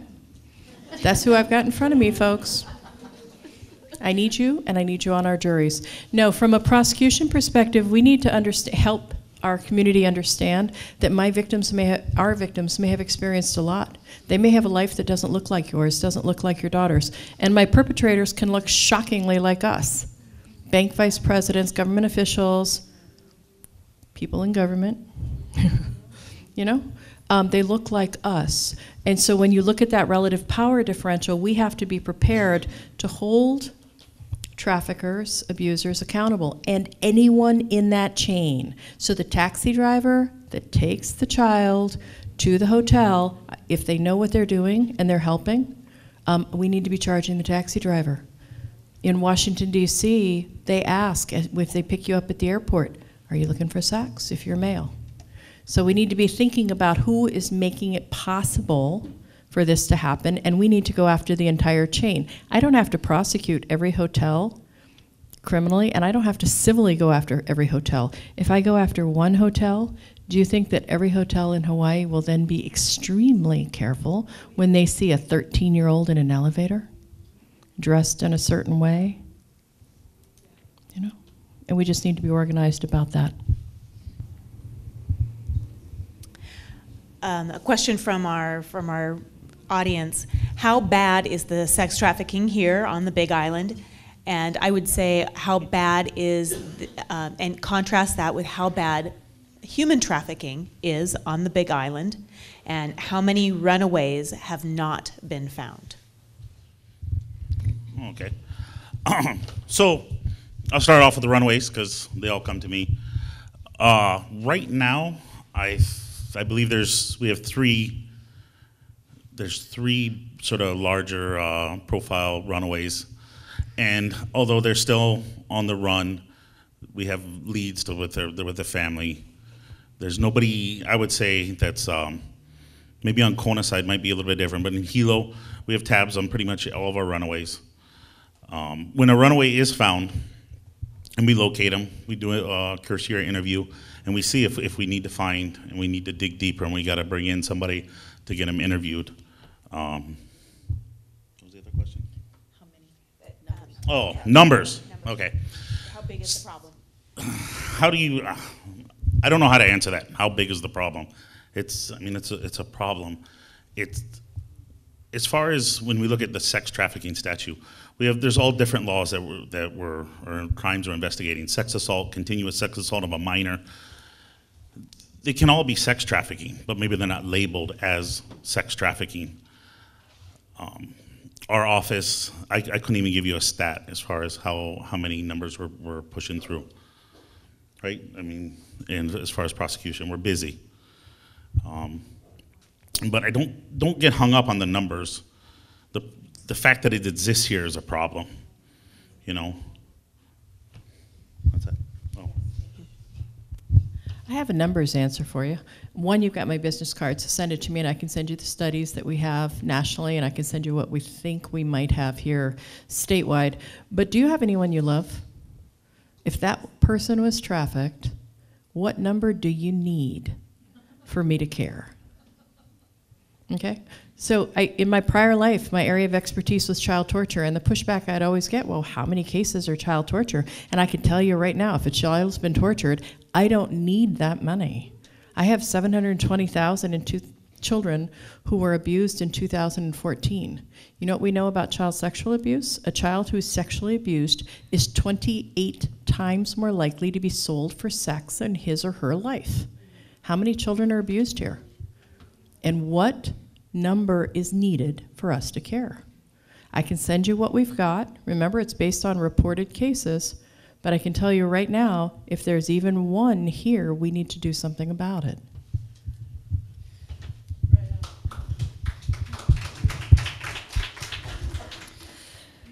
So I'm going to give you a dissatisfying answer.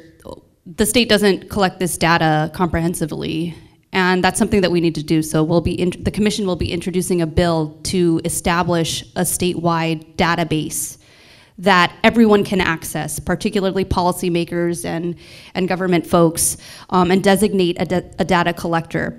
I can tell you that just the little hotline at child welfare that only takes calls related to suspected child trafficking, which it's only been around for a year and a half.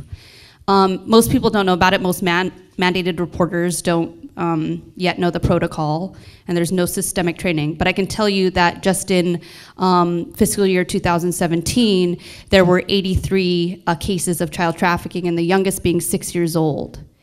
And I can tell you that that is, again, very few people even know about that hotline, relatively speaking, but there are so many victims that the state doesn't even know what to do with them. The state doesn't have places to put them. We send them to the continent out of desperation when we run down the line of potential housing organizations. You know, if it can't go to this, then we do that, and when we run out of options, then we'll send them to somebody that they know on the continent, and they usually re-enter very quickly because they don't have the support. And I used to manage databases, and I collect them right now for our office, so we count everything. One of the issues you're gonna have with any state-run database is gonna be based on the charge, and I can have someone who is committed, I have someone right now who's committed probably 13 different felonies. Sex trafficking isn't one of them yet. Okay, if he gets convicted on any of the 13 felonies, he's also a trafficker, but he won't be convicted of it. So it's all a matter of how. So the numbers, when we start playing the numbers game, it's part of trying to say, when does it matter? And I'll tell you right now, it matters. You know, if they're marginalized, if they're exploited, if they are abused, it's our job to address it, and it may look a different way. The other issue with counting and numbers is that's based on an assumption that there's a single vector of violence. Most individuals who are exploited or abused are exploited along multiple vectors. But the professionals who respond based on our funding streams. So if you're funded in domestic violence and child abuse and neglect, frankly, I do a lot with strangulation right now. Your work determines what training you get, how you respond. The lens you bring to the problem shapes what you see. A trafficking victim can be exploited in 7 other ways, and we need to be comprehensive in our response. So I really step back and I tend to move away from the counting, because what it does is it makes me not respond to that individual based on what he or she has experienced and based on what he or she might need. Another question from the audience. They were talking, it's a longer question, but they were trying to get an article in the newspaper, and the newspaper wanted someone to interview. And I know I've had requests for that with sex assault treatment that we do, and it's very hard to find someone that would be willing to be on the record. So in that case, they ask, how do you have any suggestions on getting the newspaper to write that article? And really the other part of that is, why is it that people aren't speaking out? Some of that is obvious, but also what are some of, I think to Z, what are some of the effects of trauma and what are some of the complications with trafficking that make it very challenging for people to come forward? It's a great question. I got a couple things published in West Hawaii about sex trafficking over the last couple of years, and they asked for a victim to interview, and I told them, I said, I will be the confidential person that the victim has spoken to, and I'll be their voice. And so I was the one quoted in it, sharing information that was not mine. The confidentiality card. And I don't mean that in like a manipulative way, pull the card. It's just the whole thing of why? Why won't victims come forward? And I don't know if it's always a won't. I think it really sometimes is a can't. Like, I really try to look at it. Words are important to me. It's kind of the way my brain works. And I believe that a person who doesn't, there are humans who absolutely want to do what they believe is right for themselves, for their families, for their community. And the capacity is not present in that moment to be able to do that. And that absolutely is one of the pieces of trauma. One of the things that comes from post-traumatic stress disorder, but also just the traumatic situations. It's like, come speak, come forward and come speak up so everyone knows. And it's like, I can't. It's not I don't want to, it's I can't. Like, you're looking at humans, whether it's the sex trafficking or the labor trafficking, who are coming out the other side, the restoration piece, and really trying to figure out again how to pay an electric bill and how to walk into the grocery store. And looking at everything that intersects, you're oftentimes, like I said, looking at the mental health issues and addiction and the trauma, everything all combined. I mean, I remember from my experience, right, like, sexual assault and sexual abuse was a part of it. I never wanted to say that I was a victim of trafficking, and then I had just gotten clean and sober, right? I've been, clean and sober 17 years, and then the internet, and I started going and researching, and I found pictures of myself on the web, right, in compromising positions because one of my abusers was a photographer. And I was like, oh crap, what does this mean? Like, do I now have another title? Am I victim? Like, I worked so hard to not be victim, because the word victim it's a word that is rife with vulnerability and weakness. And somebody coming out the other side, it's like everyone has spoken about, it's having to find the other word, survivor, right? Someone who has survived cancer is never going to refer to themselves as someone who's never had cancer in the first place. I am a survivor of. Survivor is an empowering word. And yet, when the newspapers and the TV stations and people want to do articles, it's always, is there a victim I can speak to? And it's often they don't want to talk to someone that's been already healing and a survivor for 10 years. They want to speak to someone who this is really recent for them. Who came out of this 3 months ago that can tell us exactly what's happening? No one wants to talk about what happened in 2002. They all want to know what happened in the first, the last 3 months of 2018. And how do you get stuff published? You become the confidential person and move forward. This is gonna sound ridiculous, and it's fully a loophole, and I'm gonna toss it out anyway. I have no idea where that video goes, the recording, but I'm gonna toss it out to everyone sitting in here and anyone watching.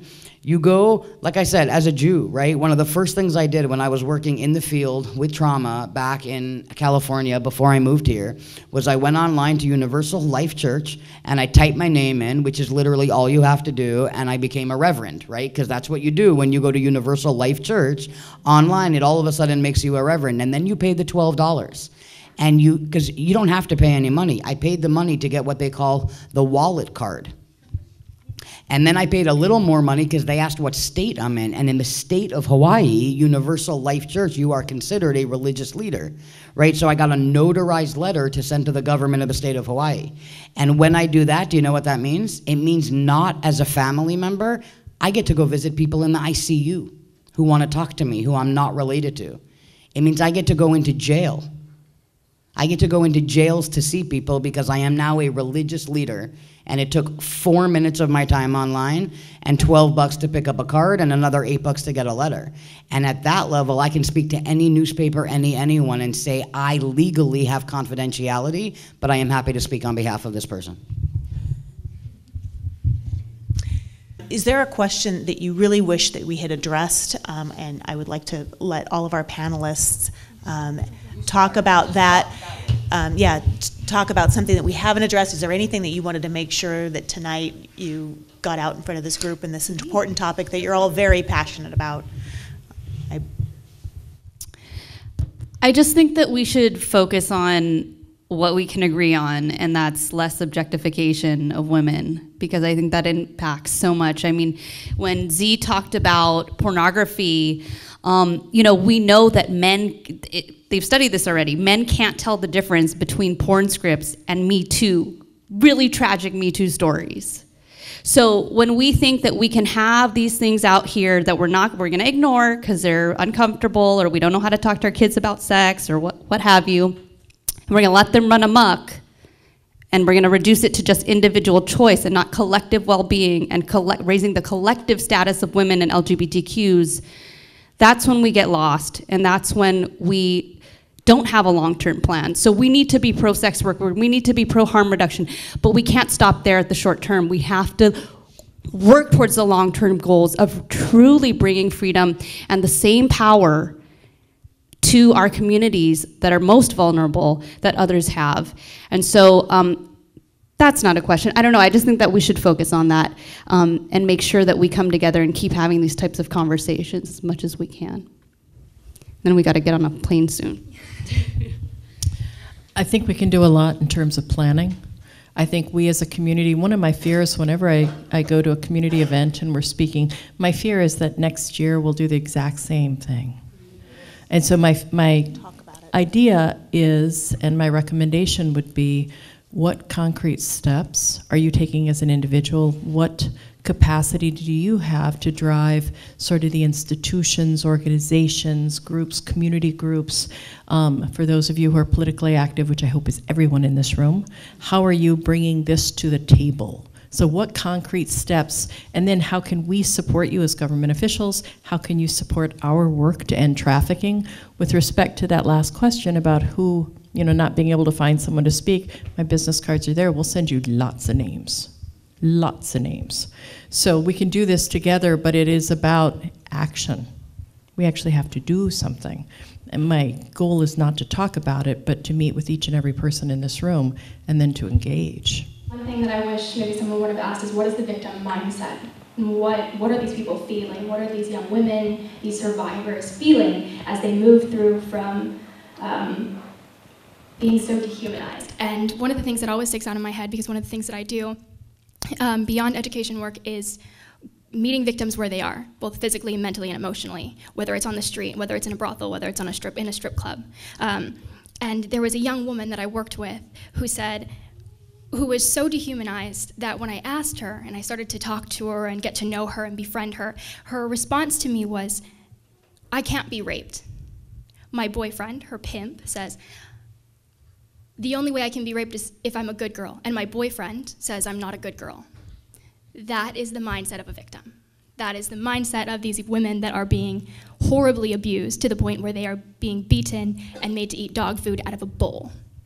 That is what trafficking is. It's not these textbook definitions that we talk about in all of these highfalutin laws. It's people. And we need to remember that behind the number, behind the statistic, is a young woman or a young man or an individual who is being dehumanized. And we need to stop being bystanders. And every single one of you is here because you care. And you're all connected to some circle. And if we could take every single person in this room, and if everyone can talk to one or two or maybe 5 individuals in our community and in your own circles and in your own work groups, we really can make a difference, and we really could possibly save many, many lives. So thank you for being here.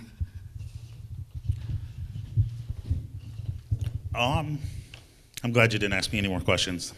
No, in all seriousness, the one thing I can say is get out there, and if you're hearing things, if you're seeing stuff, report it.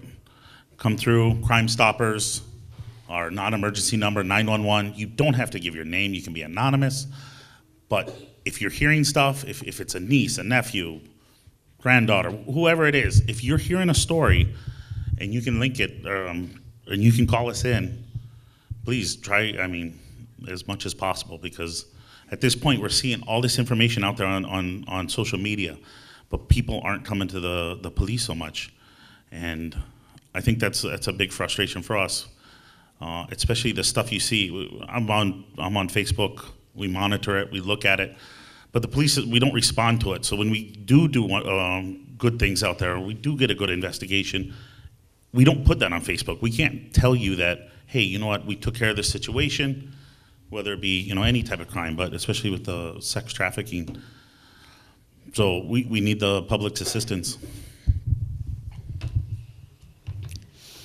And I would just say that hope is always the answer, right? That's what this looks like. This looks like as you are going about your daily life in any capacity and in every capacity. I remember hearing this in one of the trainings that I do, mental health first aid, and my instructor had put out there and said, how do we know when people need help, right? Like, I want to help someone. How do I know when someone needs help? And she said, anytime something is going on in someone's life that is affecting their ability to live, laugh, and love, they could use a little help. And that is not necessarily based on a diagnosis. That is not necessarily based on what's going on. I mean, it can be anything. Let's not pretend for a minute that after a 2.5-hour drive here, and then thank God I have a friend in the car and she'll be driving back with me, but I'll probably have to stop somewhere because a Mountain Dew and a Reese's Peanut Butter Cup would be helpful, right, for the drive home. That, like, by the time I get home, like, my ability to live, laugh, and love might be mildly affected. My husband's gonna wanna talk to me. My 11-year-old is still gonna be awake. Like, I'm gonna be a little cranky. In that moment, my husband having dinner made or asking me something, or I walk in and he said, "How was your day?" is going to be helpful to me in that moment. Like, we're all humans, right? I absolutely am a dealer of hope. Like, drugs used to be a giant part of my world. Like, hope is what it looks like now. I feel like it is absolutely my job and the job of quite possibly everybody in this room. That every single interaction you have with every single human, every single day, the other human should walk away with more hope than they had before they engaged with you. Like the small things, right? That's what this looks like.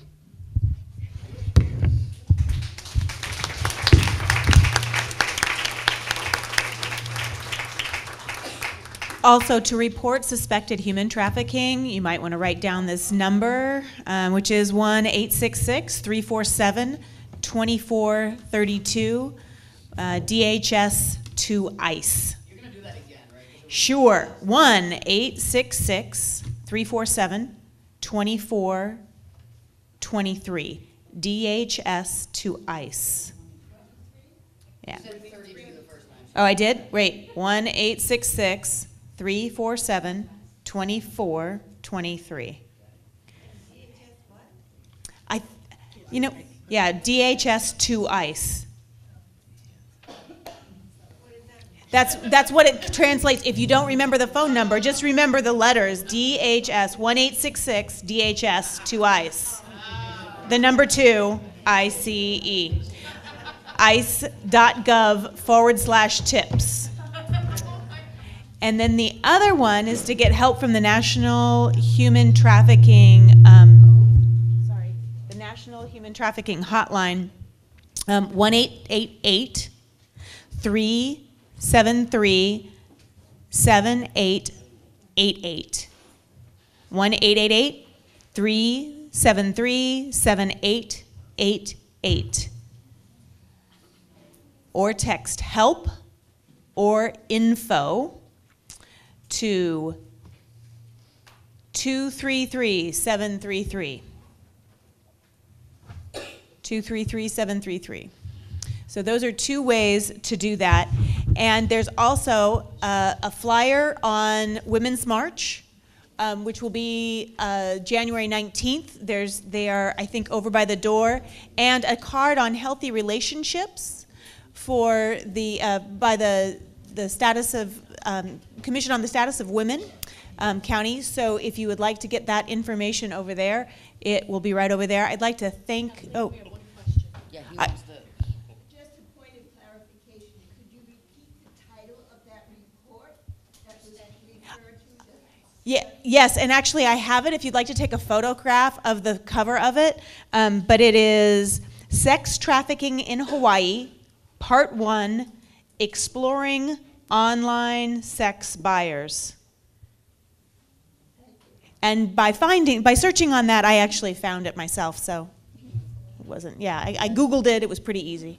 You have something else? Can I give you one more number? You bet. Okay. The National Center for Missing and Exploited Children.